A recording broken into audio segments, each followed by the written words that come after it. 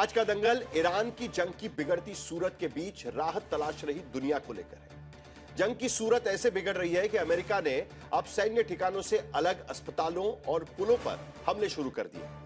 Iran भी पलटवार की पूरी तैयारी में है। इस बीच पूरी दुनिया को इस जंग का जो खामियाजा भुगतना पड़ रहा है उससे छुटकारे की कोशिशें भी तेज हो गई हैं। संयुक्त राष्ट्र सुरक्षा परिषद यानी United nation security council UNSC के मौजूदा अध्यक्ष बहरीन ने होर्मुज खोलने के लिए जो प्रस्ताव पेश किया है उस पर कल वोटिंग होनी है।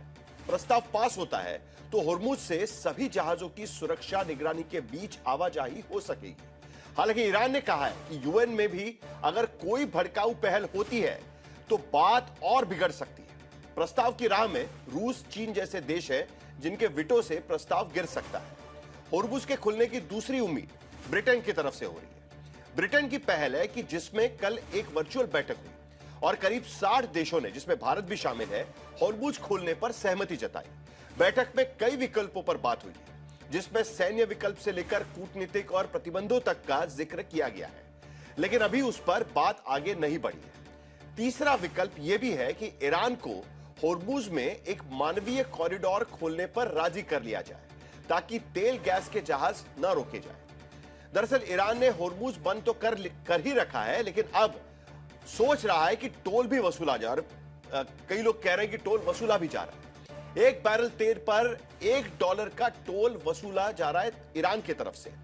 भारत तो अब तक इससे बचा हुआ है, लेकिन यूरोप के देशों को पैसे देने पड़ रहे हैं और इसलिए भी दुनिया के ज्यादातर देश जल्द से जल्द होर्मुज खोलने के उपाय लागू करने की कोशिश में है, क्योंकि होर्मुज से जो आवाजाही हो भी रही है उसमें ईरानी जहाज ही ज्यादा है। आंकड़े बताते हैं कि 31 मार्च तक अगर होर्मुज से 221 जहाज गुजरे हैं तो उसमें 73% जहाज ईरान से जुड़े थे। इसीलिए भारत की भी यही चिंता है और कोशिश है कि होर्मुज से आवाजाही जितनी जल्द हो सके खुल जाए, क्योंकि तेल का इंतजाम तो भारत ने कर लिया है, लेकिन कतर वाली गैस का विकल्प नहीं मिल पाया है। एलपीजी, एलएनजी की किल्लत दिनों दिन बढ़ती जा रही है और ऐसे में आज के दंगल में हम इसी मुद्दे पर चर्चा करेंगे कि क्या होर्मुज खुलेगा और अगर नहीं खुलेगा तो क्या होगा, भारत क्या क्या कर रहा है। और ऐसे ही सवाल जवाब में आज हम दंगल में उसके सवाल और जवाब दोनों तलाशने की कोशिश करेंगे, लेकिन पहले यह रिपोर्ट देखते हैं।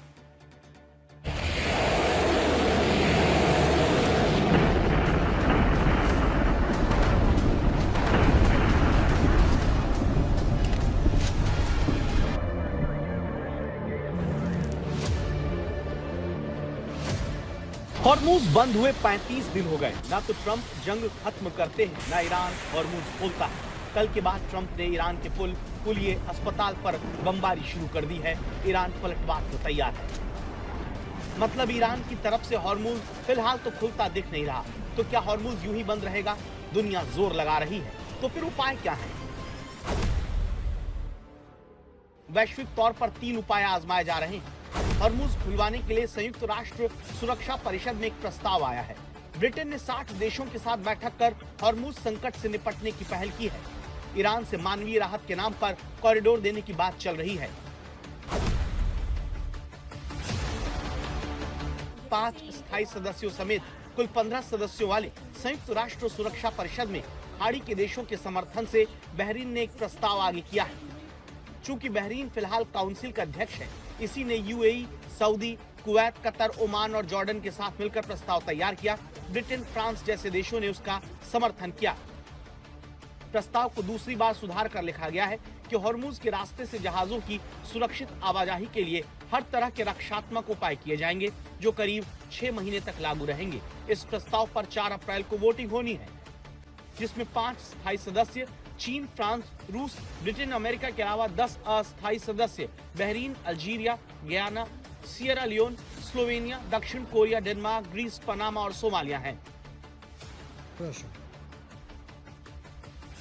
प्रस्ताव का रूस और चीन ने विरोध नहीं किया, तो इसके पारित होने की उम्मीद है और तब होर्मुज से तेल और गैस के टैंकर्स पेट्रोलिंग के साथ निकाले जा सकेंगे।